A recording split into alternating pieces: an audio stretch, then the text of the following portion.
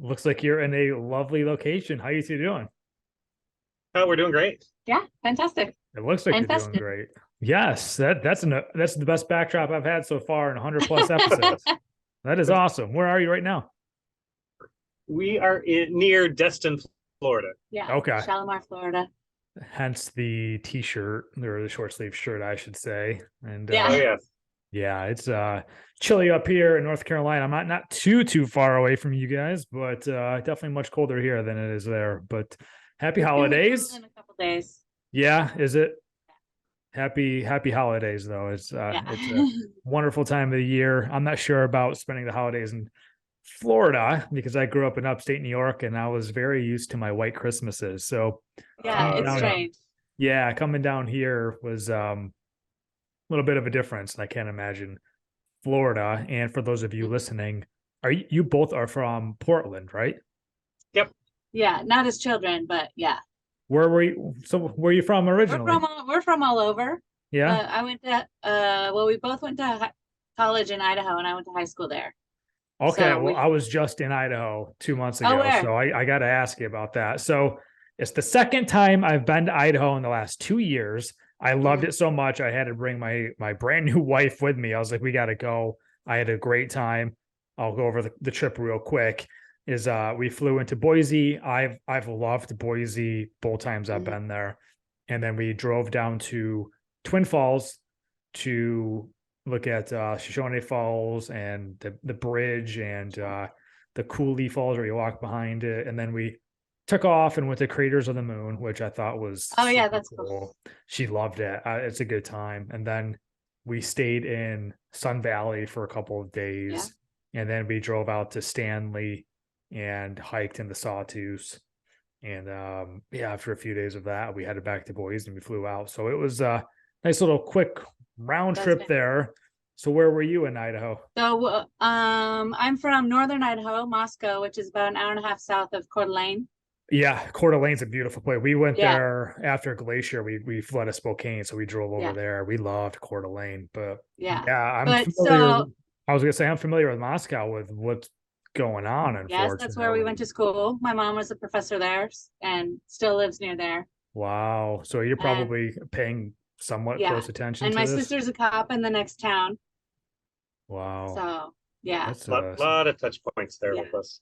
That's a scary But situation. in high school, our state high school tennis championships were in Sun Valley. So we got to fly to Sun Valley. I lost the first two games. So I just got to like hang out in Sun Valley the rest of the time. Not a bad consolation prize. Waiting. Yeah. It's like, oh no, I have to be in the hot tub while you have a game.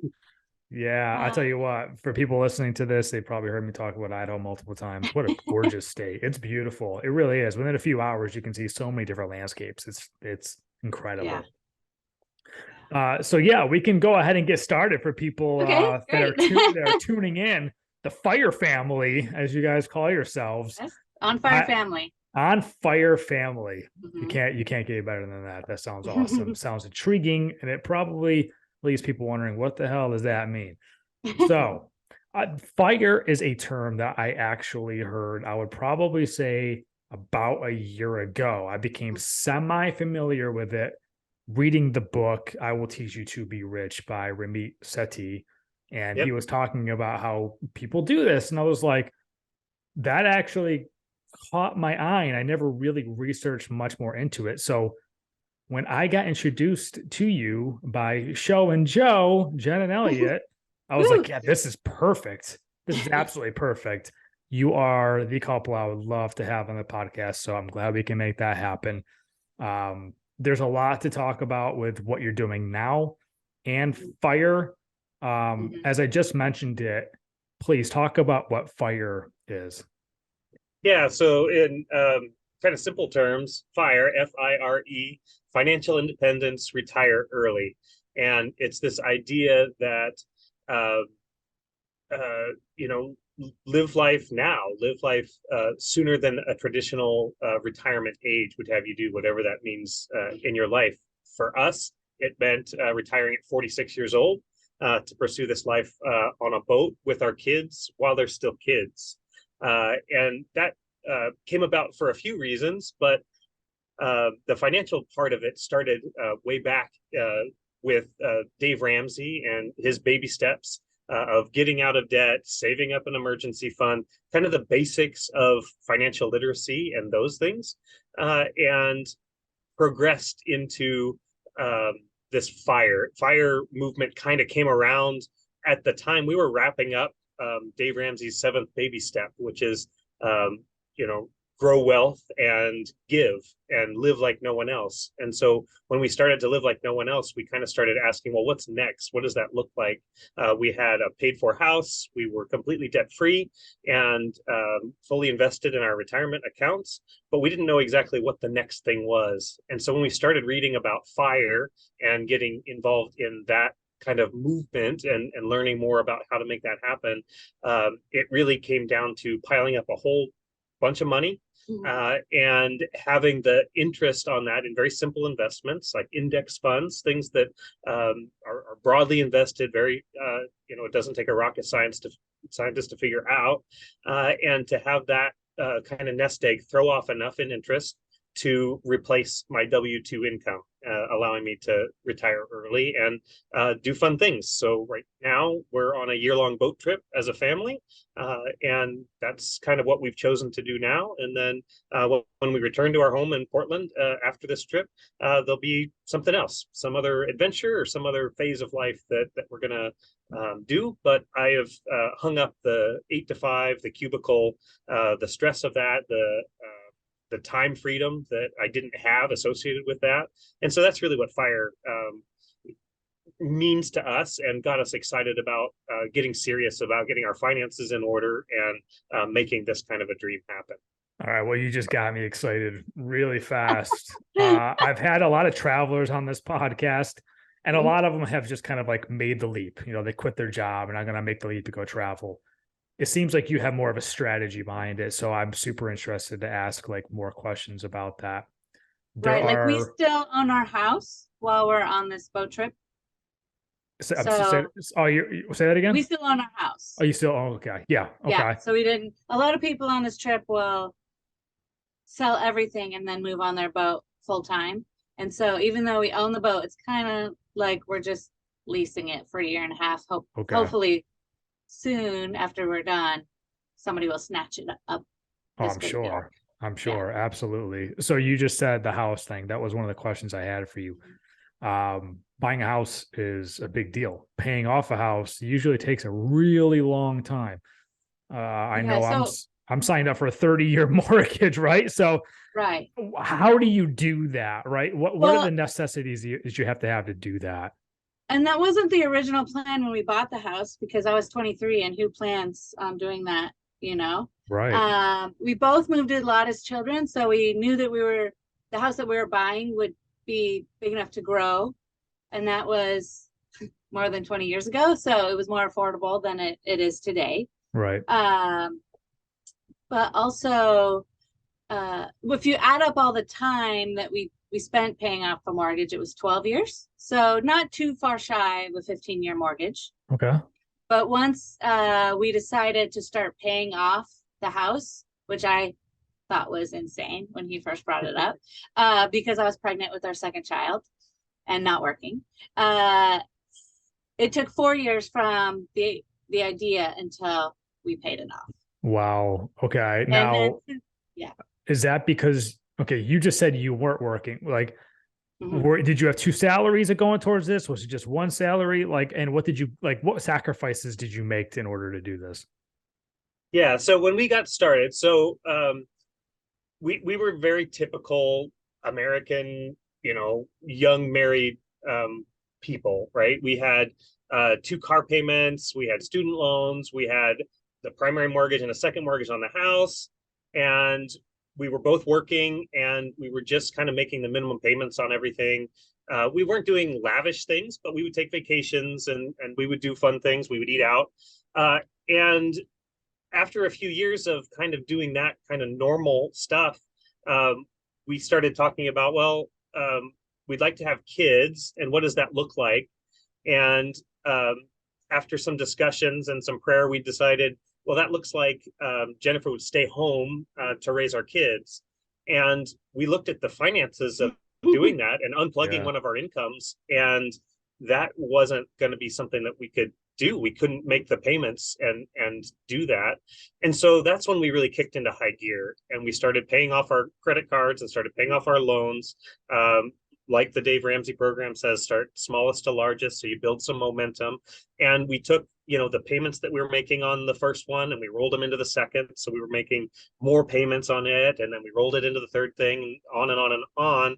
And so when we got to the mortgage, we had bought ourselves enough margin to be able to quit one job, unplug that salary, and continue to make more than just the minimum payment on that mortgage, while Jennifer was able to quit and start raising our kids and be at home. And we've both worked extra jobs, like and she picked up part-time work while raising the kids and things like that.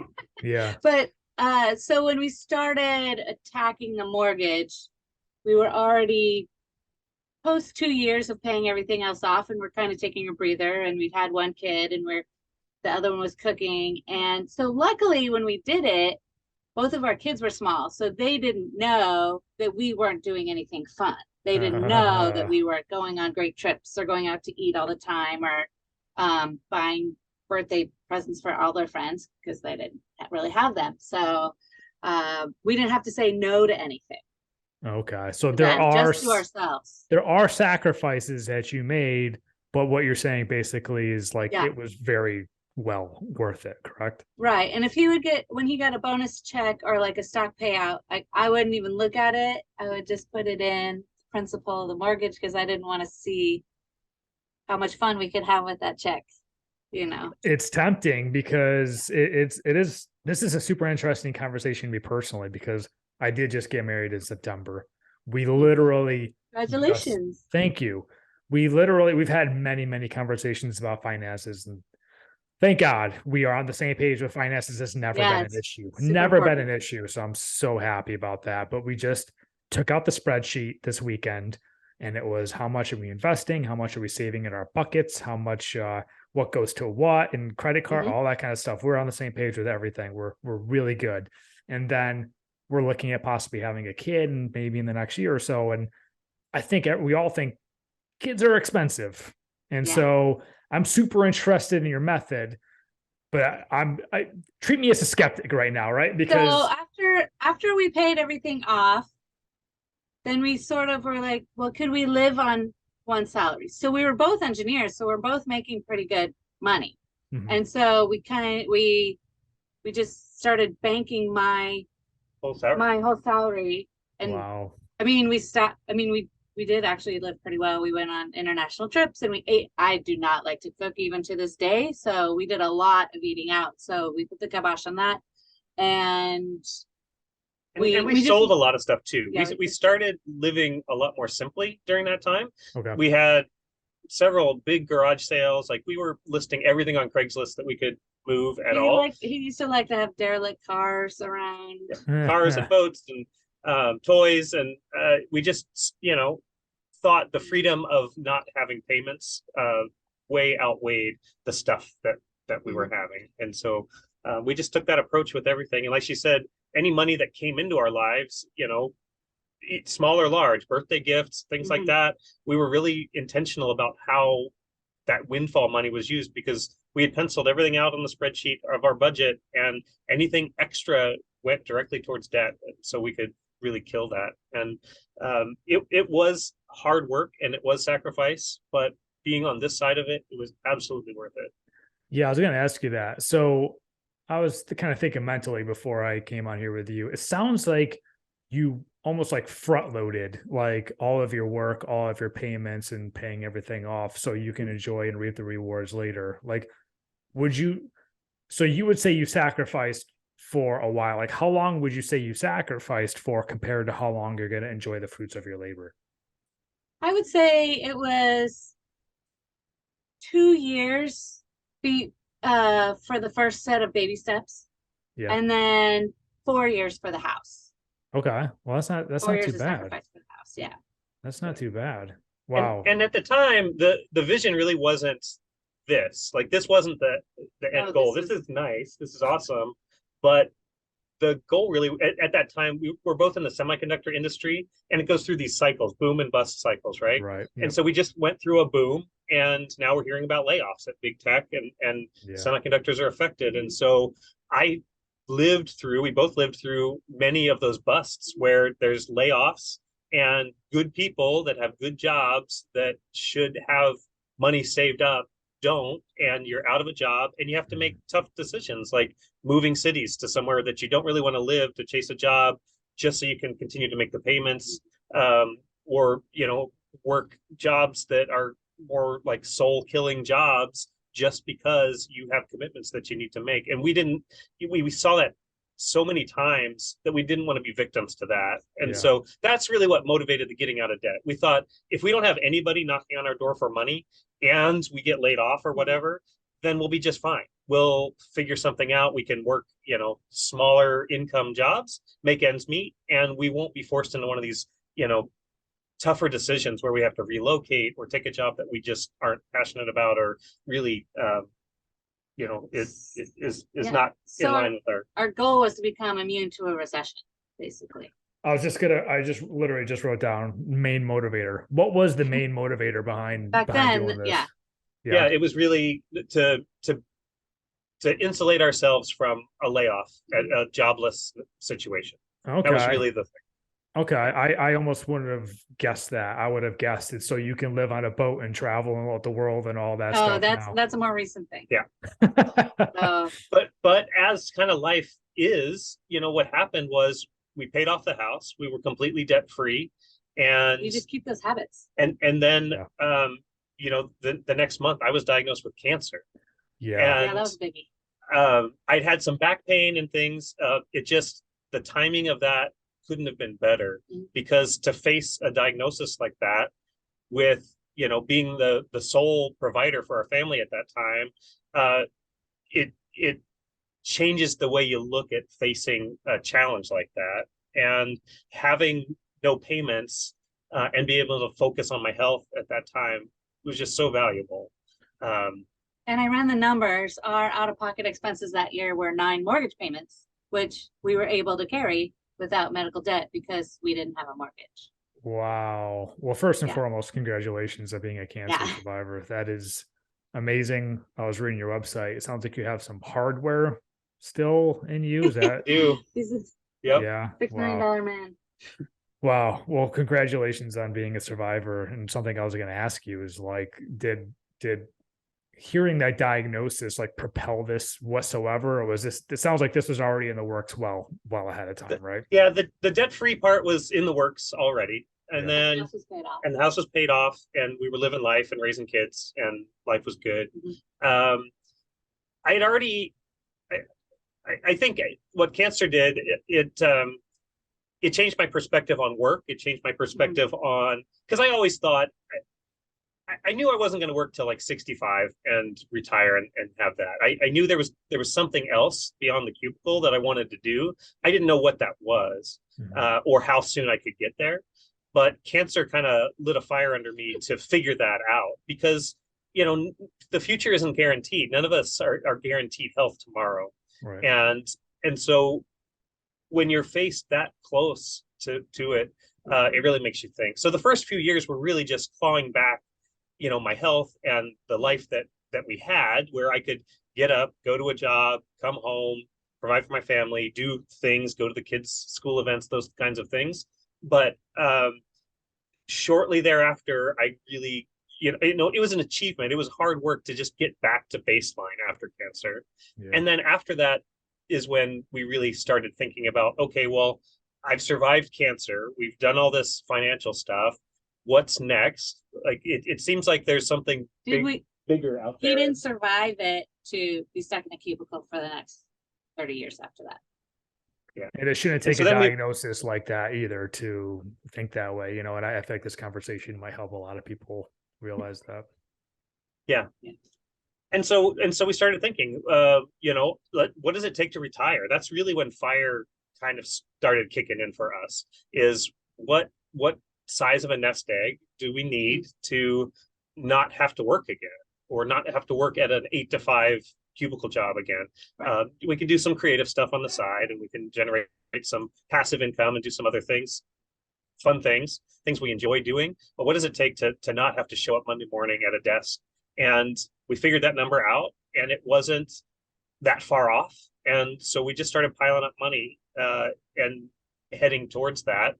And the idea of this trip came along, and we learned about it, and we were sold. We said, in part because of my health, you don't know how long remission is going to last. There's good, kind of cure rates on the type of lymphoma, but you don't know.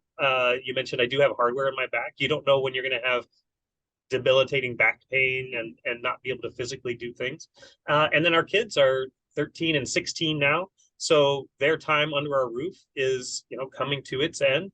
And so we thought, now's the time. So if it pencils out that we're able to do this and retire early and pull off this trip, now's the time. And so we started working.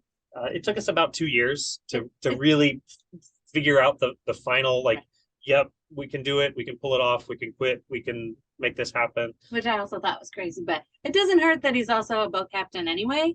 So that gives a little vote of confidence. Yeah, we're gonna get into the trip you're on and momentarily, but you just asked a question. I want to ask you, what does it take to retire? I genuinely want to know, and you don't have to give me specific numbers. Everybody's different, right? But how did you do the calculations on that? Yeah, so it's 25x your living expenses is basically what it is. So figure out what it takes to live for a year with your current budget, whatever that is, and then 5 times that. If you've got that in the bank, you're set. You put that amount of money in very simple investments like the S&P 500 index fund, and that should throw off 8% or something like that. And so to account for inflation, you pull off 4%. It's called the 4% rule. It's based on the Trinity study. This is woven through all the FIRE books, literature. I'm sure Ramit has it probably, or some version of it in his book. But that's really the basic of it, is 25x your annual living expense. And that's the nest egg you need to not work that job anymore. Interesting. Yeah, I mean, I don't think people realize if you just let your money sit around for the next 20, 30 years, you're actually losing money if you don't put it in like an ETF. Yeah. I know my wife and I, Kristen, we've been just gradually putting money in ETFs. The market's a little shaky right now, but it's like, our calculations were prior to. Yeah, but that math works. That's the thing, right? Yeah. It survives the Great Depression. You buy when it's low. It survives. Yeah, that, and that's why it seems like a very conservative withdrawal rate, 4% of what you have each year, but it actually is. That's why it's conservative, is because it will survive the Great Depression and things like that. And so we're confident in that, and we're also confident in, you can always, because we've been through some of those downturns and lows and belt tightening associated with getting out of debt and things like that, we know we can back off on the budget in a lean year, and we know we can generate extra income if we need to. We can go pick up a fun job, seasonal work, get creative, do some other things. So as long as you're willing to do those things, you won't run out of money. Yeah, I really want to ask you, what does retire necessarily mean to you? Because that probably means something different to everybody. Because I'm thinking you're hanging up the spikes. I am not doing anything anymore. We're sitting in our easy chairs watching Matlock. Exactly, Matlock. Wow, yeah. I had grandparents I watched TV with. Yep, sounds familiar. So yeah, to me it means not showing up at a cubicle for 40 hours a week. That was really the thing. There's a lot of common complaints you have about a job like that, the inflexibility of it, I got 2 weeks of PTO a year. That's not enough. I want to show my kids the country. I want to spend time, and you get sick a couple of those days, and there's a couple of days you could have been adventuring, and then I was just making terrible decisions about they would have a break from schoolwork and they would go visit my in-laws in Idaho or something, and I couldn't go with them. I had to work because I was out of days off. That didn't feel good to me, you know. So retire early to me means I'm not showing up at the same place every day, 48 hours a week. I'm not constrained by that time off piece. And I'm not having to do work that I don't enjoy doing. So does that mean I'll never work again, quote unquote? No, I don't mind supplementing this phase of my retirement with other income. So like right now, we have our YouTube channel that generates some income. We do some affiliate marketing. I work for a nonprofit that I'm just passionate about antique and wooden boats. And so I do that part out of, you know, my mission to, you know, help them out. And it generates some income and just little things here and there. But I also tutor math and science. And Nice. yeah, so it's more of a portfolio income. It doesn't match anywhere near it's flexible. my salary before we left, but it's something that you know, every one of those things I enjoy doing, and I think that's the difference between you know, working a job you don't enjoy and or that is impacting your life in a negative way because you don't have the freedom to do the things that you really want to do. So that's kind of how I define this early retirement phase. And where do you both rank on the happiness scale right now? Pretty happy. This is my dream trip. This is absolute bucket list dream trip. This is my happy place. And you're not doing this if you're working a cubicle job, correct? Exactly right. Yeah. My wife might have a different answer, and I fully expect that she will. Did you say 9 or 10, or what's your number? I'm a 10 out of 10. I mean, it really doesn't get better. Yeah. I'm probably more 7.5, 8. We were discussing this the other night. So 2 of us are introverts, and it's not me. Even though he does the bulk of the talking, and he does the bulk of the talking on our YouTube channel, he's the introvert. And our daughter's the introvert, and they are living their best life. Like they're like, oh, I get to read books and like boat from place to place and not be bothered by people. This is fantastic. And the son and I are extroverts, and we're really missing, you know, quality friend time. And we just went home over Thanksgiving, and that was great. But we're not going home again until August. And so wow. This is a great trip, and it's fantastic, and every new place is great. But yeah, the introverts' happiness level is higher than the extroverts, which usually, like if you go to a party, it's the other way, right? I get it. Yeah. I definitely consider myself more of an introvert, which is weird, I guess, because I talk to people on the podcast, but I get energy from talking to people, like more one-on-one conversations, have sit downs, than have to have small talk with everybody at a party. That just doesn't, I don't appreciate that. So I love deeper conversations. I love asking these type of questions. And so you guys hit on obviously a few times this trip you're taking on the boat and everything. It's the Great Loop, correct? That's what it's known as. Yeah, America's Great Loop. And how far are you into it? I know you said you were in Destin, Florida, but you said you're not done until August. So what's the plan from here on out? Yeah, so I would say we're a little over a third of the way, probably by miles on the trip. We started in St. Louis, Missouri. That just happens to be where this boat was when we purchased it. Okay. And it was early. It was early in the summer. So we moved onto the boat in June, and that was too early to head south. It was hot. And so you do this trip kind of so that you're in great weather the whole year. And so that was going to be a summer in middle America where it would be hot and humid. So we decided to go north first, which is not what people normally do. Everybody thought we were going backwards, which we weren't. So we went north from St. Louis through Chicago into Lake Michigan, and we spent all summer on Lake Michigan. We went all the way up to the Upper Peninsula. Oh, that sounds gorgeous. So when we finish, we'll be up there again. Okay. So you cross your wake. You cross where you started. Gotcha. And so that'll be Upper Michigan for us. Gotcha. Well, that sounds like quite the incredible trip. Yeah, we're the opposite of Show and Joe, where they started in Florida and we started. Most people start in the South because there's more boats. I imagine. Yeah. I've talked to them a few times. I actually Mhm. had a great conversation with them a month or two ago with Kristen. We did a cool FaceTime to kind of chat and catch up. And it's Mhm. it's exhausting talking to them, honestly, like all the work that they have to do to figure out where they're going, where they're docking, like the weather and the Yes. safety and all that stuff. Like I imagine when this is all said and done, you'll never trade these memories for anything. And it's going to be just quite the story to tell for years and years to come. But it's quite the trip, right? It's it's a lot because it's not just the weather, it's the waves, Hmm. and it's the weather and the waves where you're going, in 4 or 8 hours down the line. Yeah. And is there even a place for you?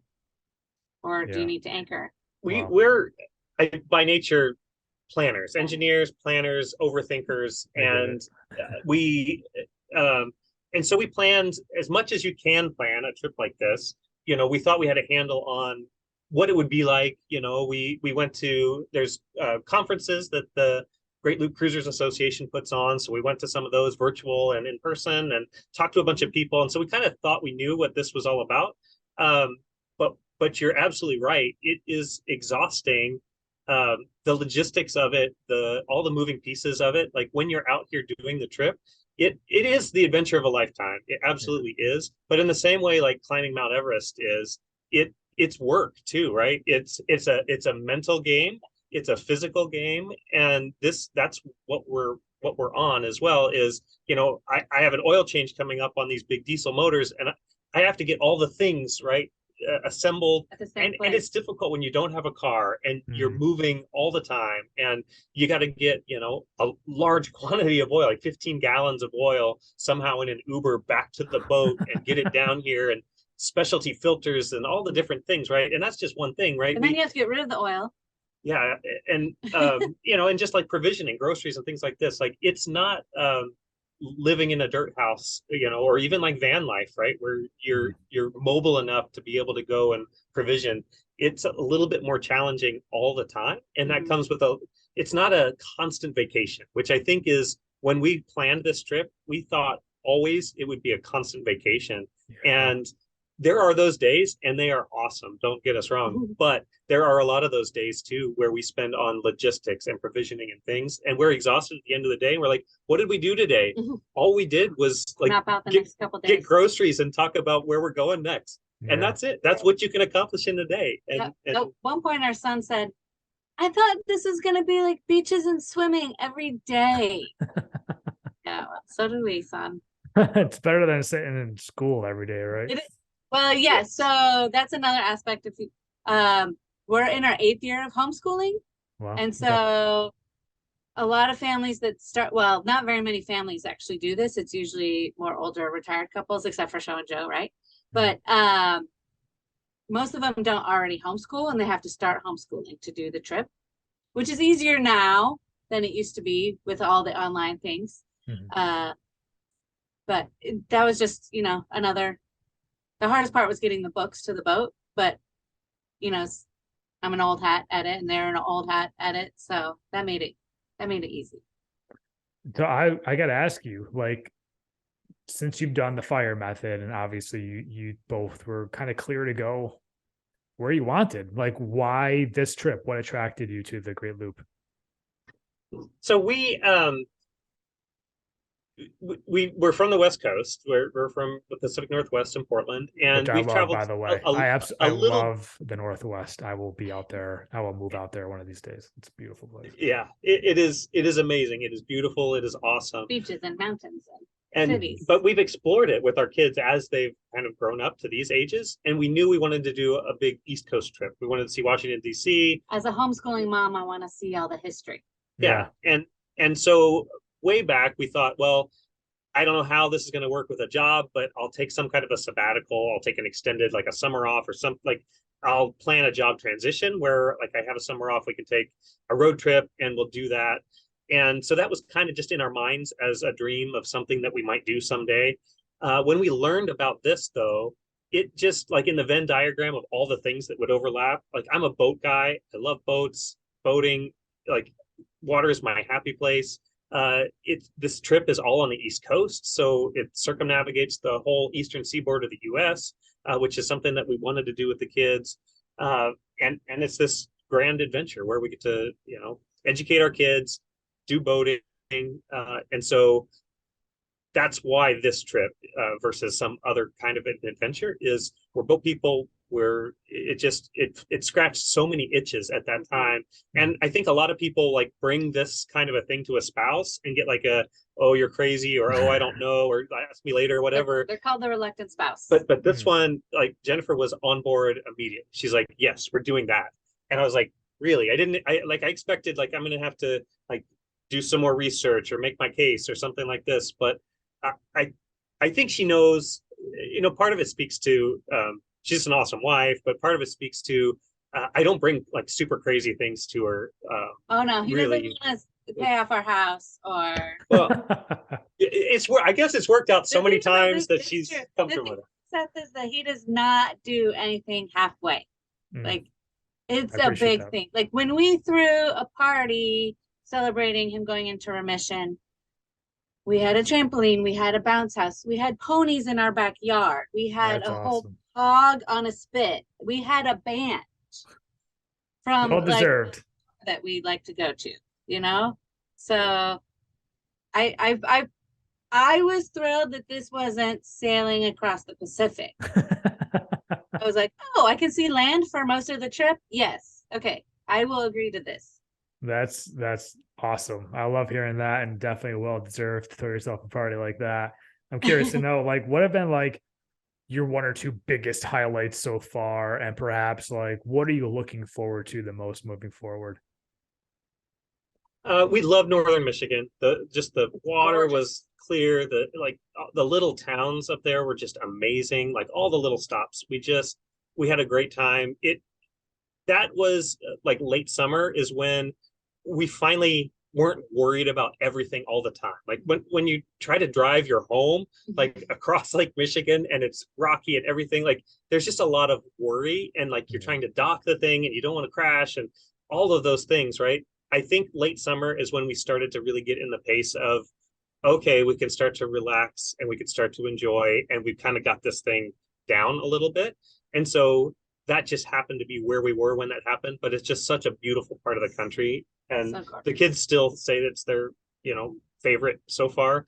Just jumping right off of the boat into the water for a swim and taking paddle boards and going around, just incredible. And then the other one I would say is just coming down here from freshwater through the rivers into saltwater, like Mobile Bay. We were greeted with dolphins, and the screams from the kids from the bow, the first dolphins they saw, just incredible. Like that level of joy, it's just unmatched. And I don't know, you ask what we're looking forward to. Like there's just so many moments that you have that are unexpected that I don't know if there's a place. I know what I'm looking for. Oh, well, yeah. So it has not been as warm as I thought it would be, because you're moving with the season so that it's warm-ish, but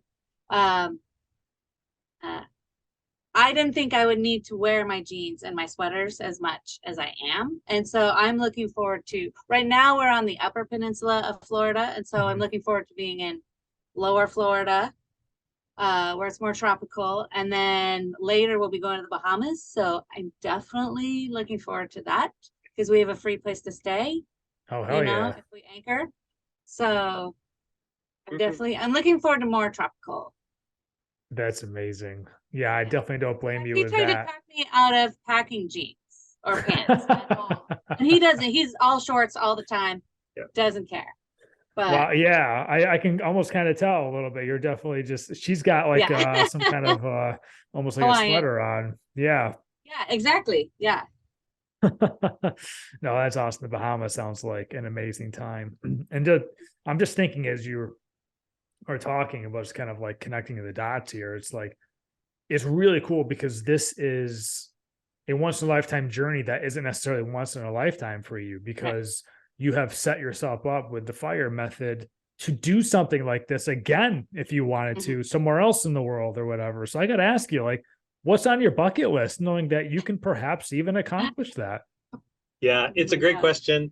We get that a lot, and we've kind of put a pin in it because we're doing this now. And so um, to be able to just immerse ourselves here, I think it comes up, and we have thoughts every once in a while.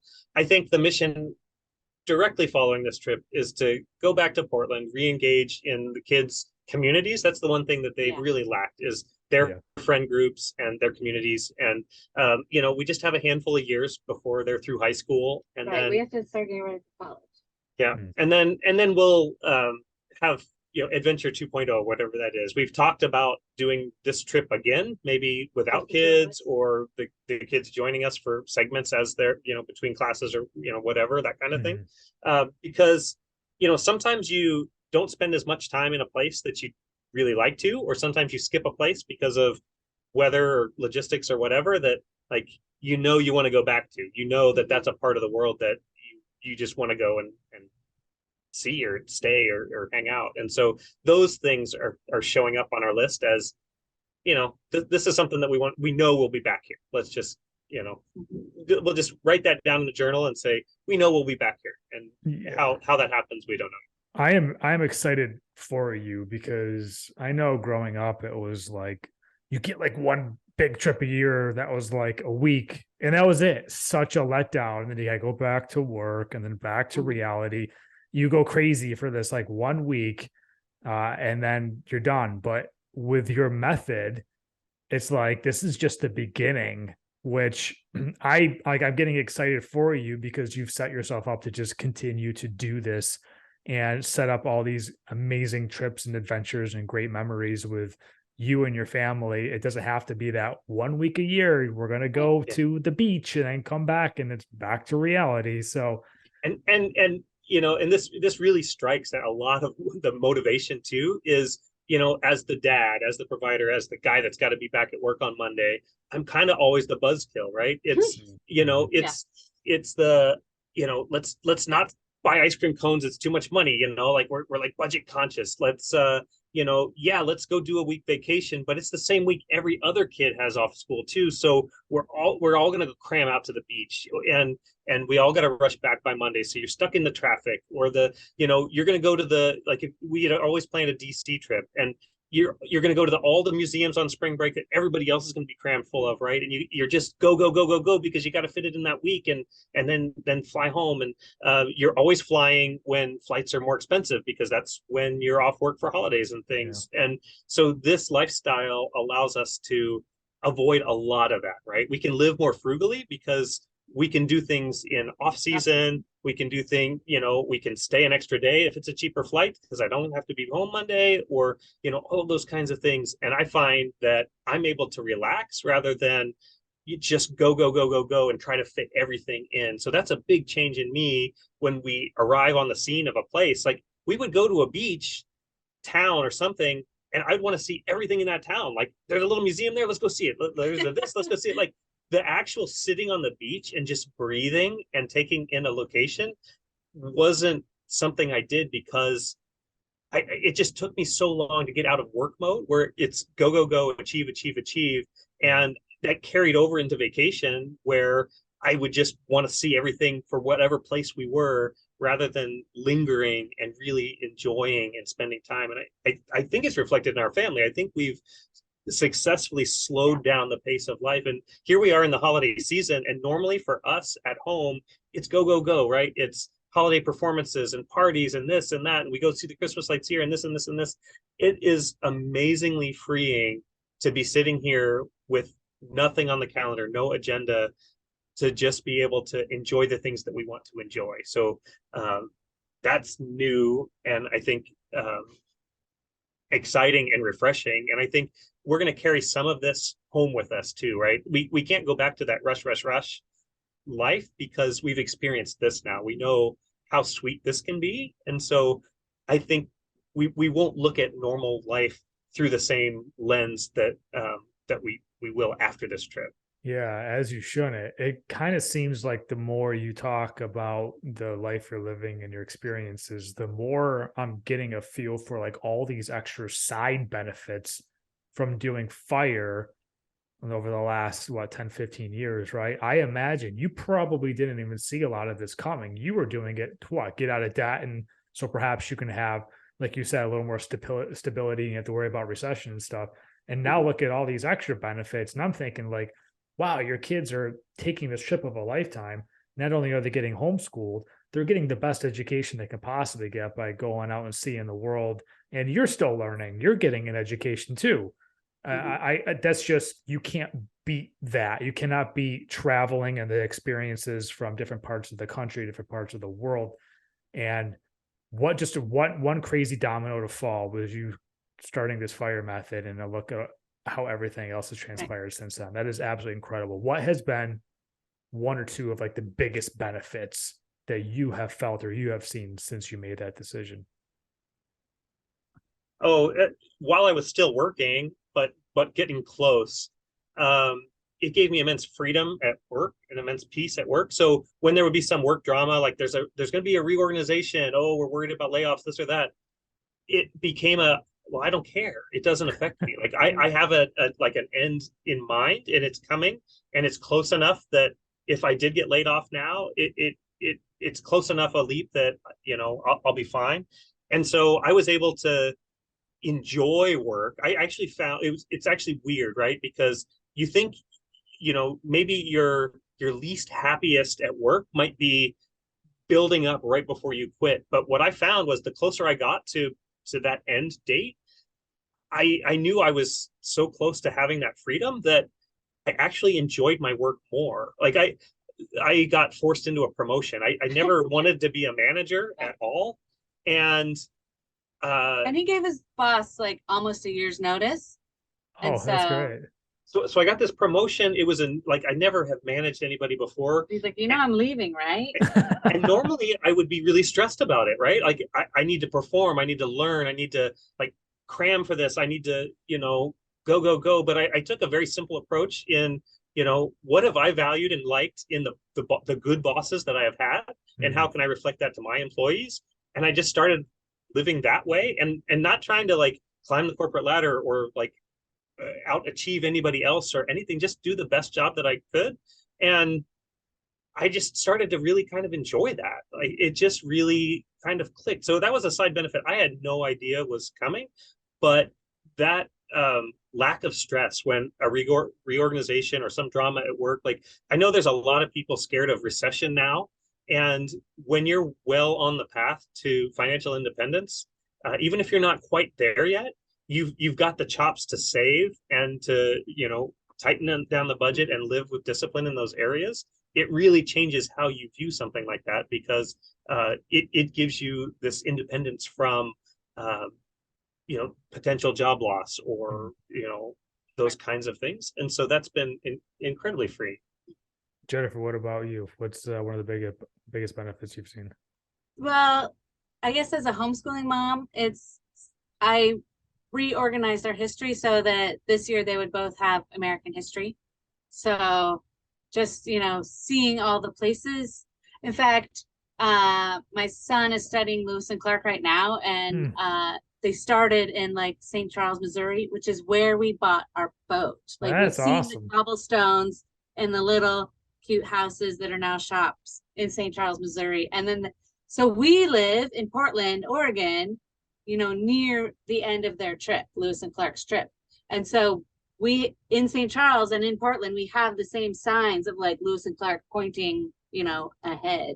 And so it was just funny to see those kind of things come together with experience, the things that they're reading in person.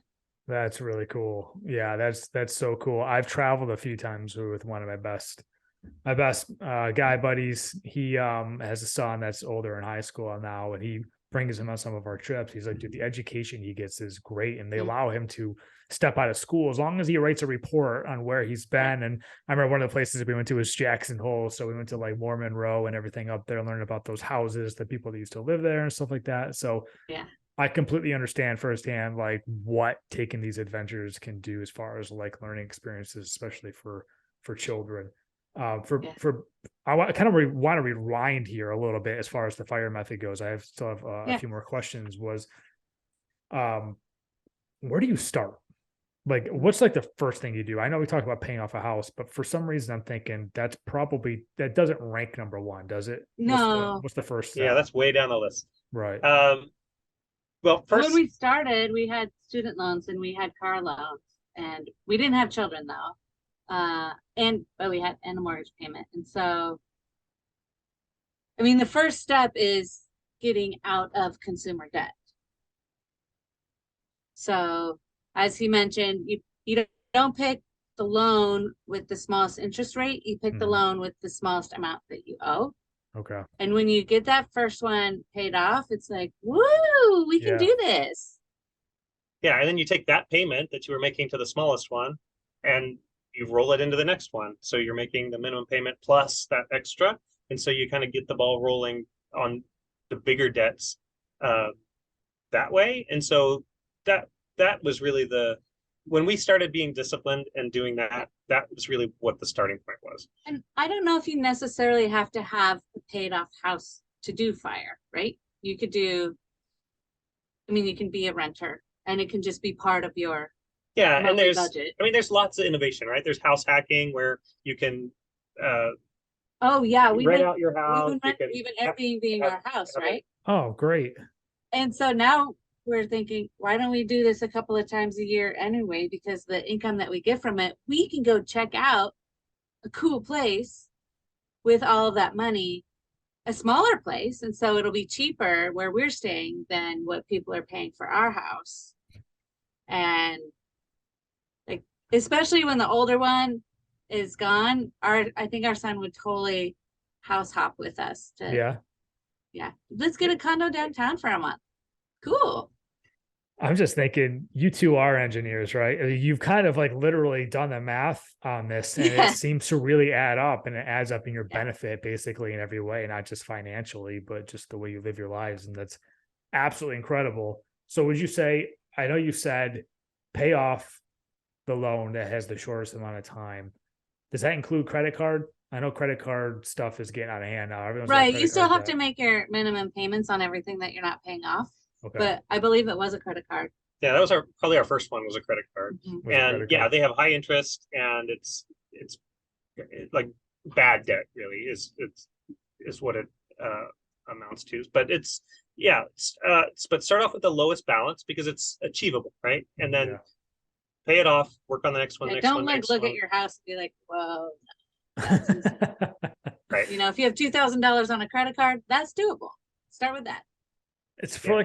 for like a ballpark figure when you finally came to paying off your mortgage a little faster, were you almost like doubling it or like how much more were you putting towards your Mhm. mortgage?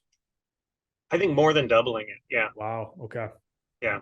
Because we had taken all of those payments for all the consumer debt and car debt and student loans and things that we had been making and we just took that amount and Put it towards that. started paying extra on that mortgage. So that's Okay. really that's the power of doing that and being disciplined. When you get to the next biggest debt, you just applied that money towards it.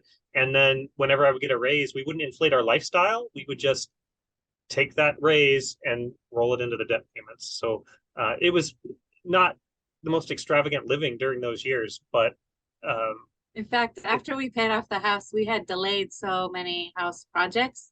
We had to get a new roof and we had to get new garage doors and we had delayed maintenance. Okay.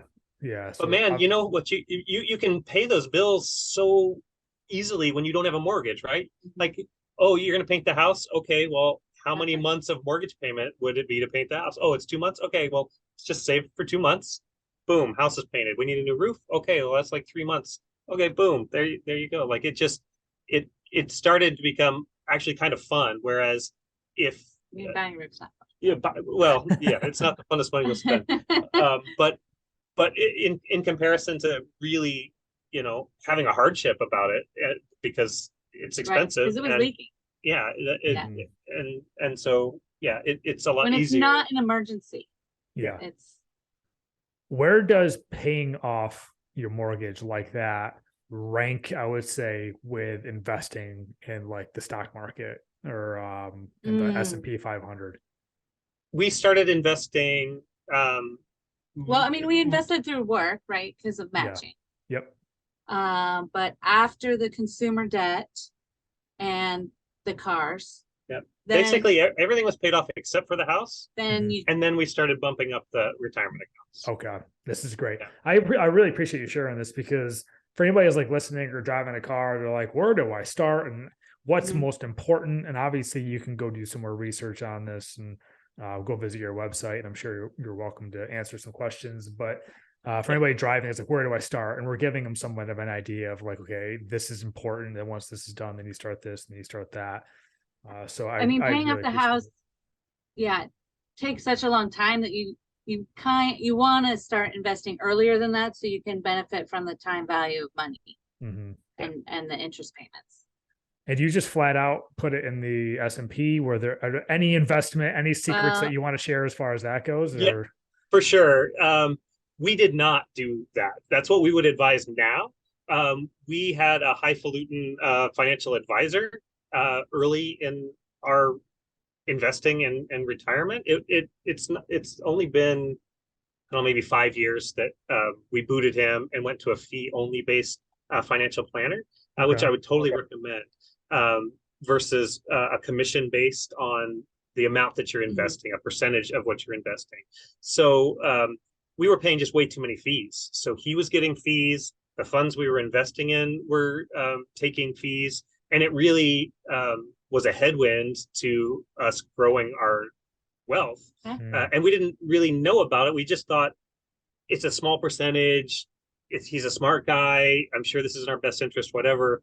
But through reading about FIRE and doing the math. and looking at the math, right? And the book I'd recommend is The Simple Path to Wealth.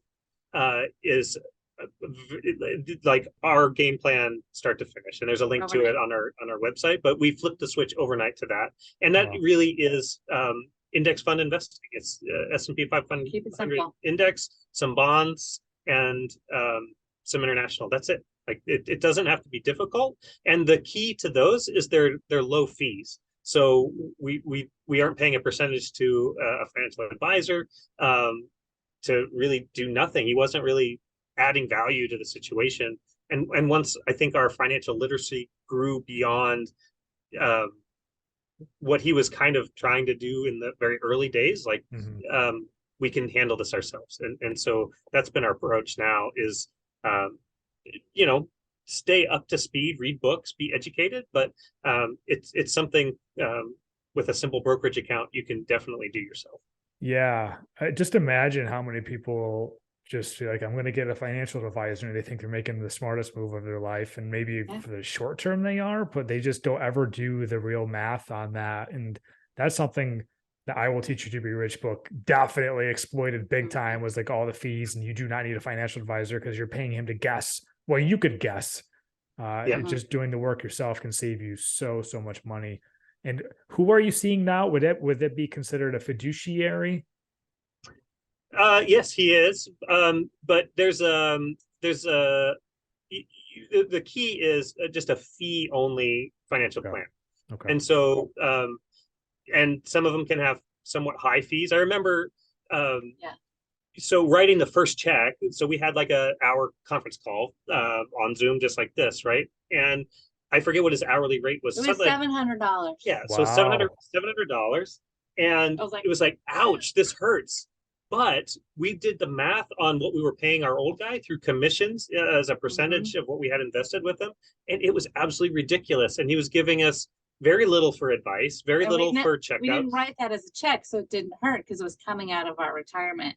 Yeah, it was just coming off the top all the time. And so our investments weren't growing as well as they should have Mhm. because of the high fees. And so when we learned about that, it kind of changed. I wish we had done it decades ago, but I'm glad we figured it out before. And the more people we can share that with, the better too. And that's why we've got the website and stuff, right? Is and why the YouTube channel really is to inspire other people and educate them. And if there's any way we can help somebody get on the right track in whatever aspect, whether that's financial or adventuring with your family or health stuff because of the cancer story, whatever it is, It's a lot of that's things. that's why, Homeschooling. but that's why we pour into our platforms and our audience, right? Is there's so many different touch points and different people that benefit from hearing that story, that may be inspired to do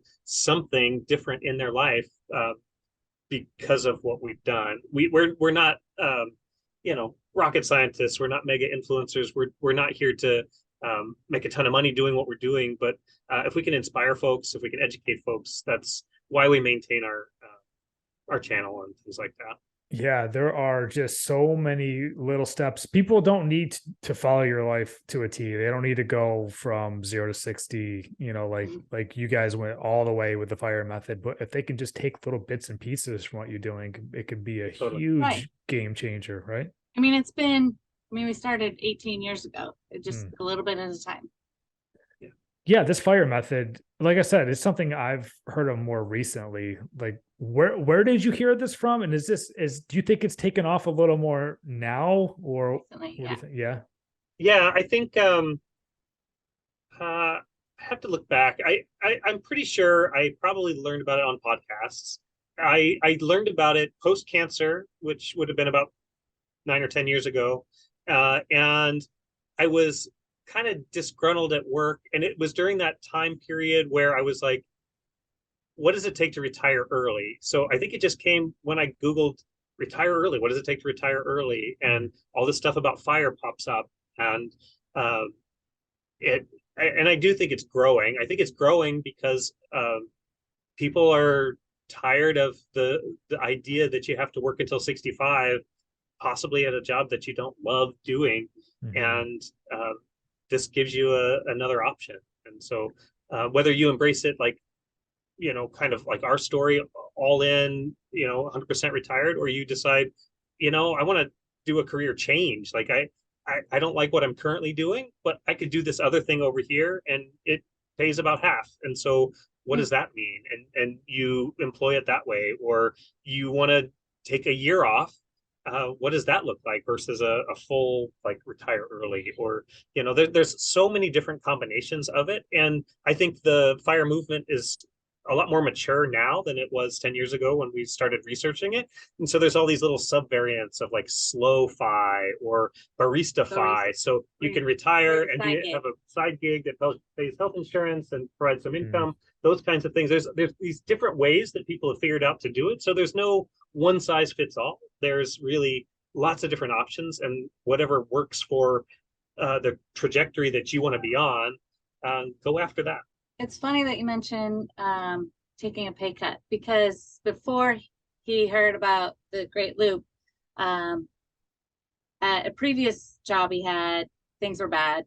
A new management came in and everything was very stressful, and he was offered a job at the place that he retired from, and it was closer to our house, and it was a lot more work-life balance.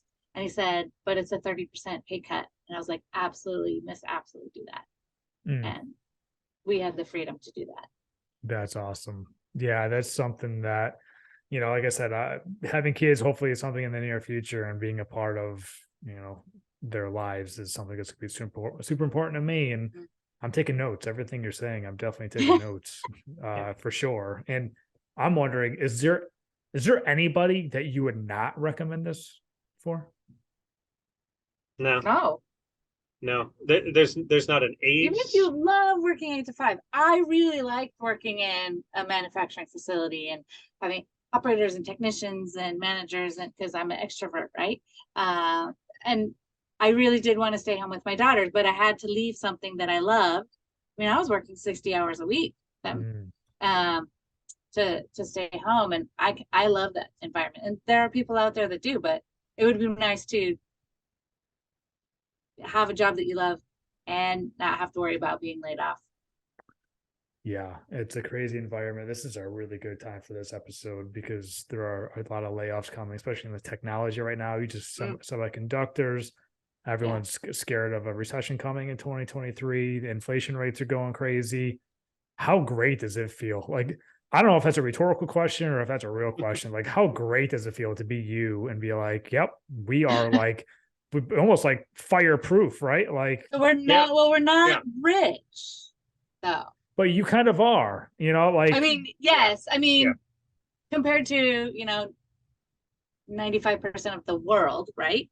But like we have college funds for our kids, but not enough to pay off 4 years of college. So they will have to fill out a lot of scholarship paperwork and get And good work test scores and yeah. work. Yeah. We're not buying a wing of whatever building at the college they want to go to.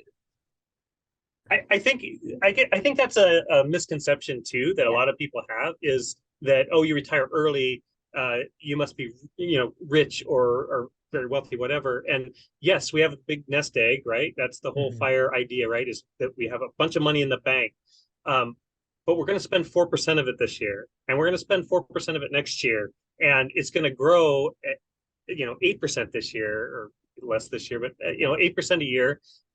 Not huge numbers. It's not going to. Yes, we're living on a yacht for a year, but we're not. We're not rich. We're living on we're not rich, but We check need us to out. sell the yacht. Yeah, but Right. yeah, We need that money. Yeah. We still live in the same house that we bought when we were 23, Mm. and we're going to sell it when our kids graduate and do something smaller because we need that equity. Yeah. Yeah. So it's all part of that plan, but that's our plan, right? So that's another, not one size fits all, is that our FIRE plan was retire as early as possible to do this trip while we can do it, while the kids are young, while I have my health, whatever, right? Could I have delayed it a year, 2 years, 5 years? Probably, but you don't know. I don't know what my health holds in that time frame. But if your lifestyle or your goals or desires are to live a more lavish lifestyle, and you're fine working another 5 years or 10 years to do it, and you don't want to retire at 36 or 46, and 56 is what early means to you, that's a-okay, and you can definitely do that. The math still works in all those scenarios. So whether you intend to be a barista and do that, if to me, it was as early as I could comfortably pull this off, especially while the kids are still under our roof. And so that's the timing that worked for us.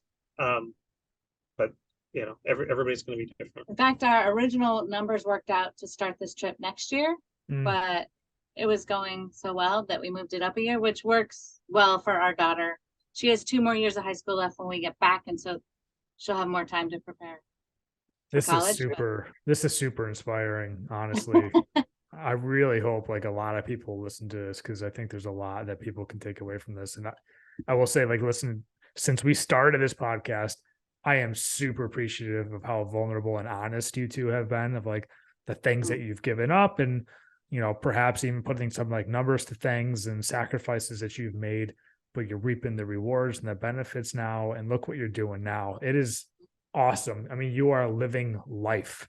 And this is called the pursuit of happiness. And you two have been doing that. And now you get to spend the majority of like the second part of your life actually doing that, instead of sitting at a desk and watching life go by, where you're just sitting there, which definitely doesn't sound very appealing to me. So yeah, I'm super excited for you. I'm super excited for your next adventures, knowing you can have many of them whenever you want. You can take those trips in the shoulder season. But yeah, this has been just super inspiring, and it's definitely something I want to do quite a lot more research in, because as I just mentioned, we sat down with the Excel spreadsheets last weekend. Fortunately, we are decently fortunate with 2 good jobs, benefits, all that kind of stuff, and it's time for us to figure out what we really want to do with our lives and our future. And I know we have a great time when we travel, we take trips, but then it's back to the grind. It's back to work, back to reality. The worst part about taking a trip is coming back and opening that email box, and you see like 300 missed messages, and it's like, son of a bee, here we go again. I would love not to have to deal with that ever again. But it sounds like you two are just beyond super happy with your decision to do this. You would recommend this to everybody, which says everything. So for more information about you, your family, your methods, how can people do a little more research? I know you said the YouTube channel. Go ahead and let everyone know how they can find you. Yeah, so our website's onFIREfamily.com, all one word, onFIREfamily. And on there we have pretty much our financial blueprint for how we made this happen. So all the baby steps that we took to get there. We've got Excel spreadsheets, we've got charts showing how our money grew, and we've even got the exact investments that were invested in those index funds. It's all on there. We get a lot of frequently asked questions like, what about the kids' college? What about the kids' homeschool? What did you do with the house? All these kinds of things. All of that's answered on there. And then if you scroll down towards the bottom there, there's a link to our YouTube channel. We got started during COVID on YouTube while we were boat shopping. So we would sit down on a Friday night and pour a couple of drinks and have a happy hour and shop for our boat online. And so that turned into building a community of folks that have come along with us as we shopped for a boat, bought a boat, inspected the boat, moved on the boat, and now it's more of a travel vlog format where we're out here doing the trip, living the dream. And so a lot of people come along each week as we post videos and kind of share in this excitement with us. So it makes dozens of dollars, but also it's a community of boating enthusiasts, and will likely be the way that we sell our boat. And if we put all of that work into that YouTube channel to sell the boat so that we can continue to live our fire lifestyle, that would be absolutely worth it. Absolutely. Who knows? Someone listening to this might be like, I want that. And from what I can see, it looks awesome to me. So, yeah. But no, it's you're also on Instagram as well, right? Yeah, Instagram at onFIREfamily. Yeah, you guys snagged the great handles and the websites all you could. Fire Family. But if you just Google like onFIREfamily as separate words, you get some pretty sad pictures of fires and families. And let's not do that. onFIREfamily, all one word. Yeah, just scroll down to the show notes. Everything will be linked. I'll link everything to find you both and your family. And I can't help but wonder, we've both talked about books that have influenced us. Have you considered writing a book about your methods? No, not really. Not seriously. No. I've blogged before. I wrote a book when I started a boat tour business, and I wrote a book associated with that. And it was a rough ride. It was a tough period in our this thing. It turned out to be more of a photo book because anyway, no. I think again, it's what does early retirement look like? Like writing a book seems like work to me. That's just what it is. Whereas I love that. Whereas sitting down and sharing on YouTube or doing things like this, that's fun. That doesn't seem like work to me. And so that's it's just how you define that could be the next thing. Yeah. There's honestly no better answer. Part of me was hoping you'd say yeah, but I was like, to hear you say no, it sounds like work. I don't feel like doing work. That's the entire point of this podcast. So that is awesome. I appreciate that answer more than you know. I think that's absolutely wonderful. But yeah, for anybody listening, go follow you, go check you out.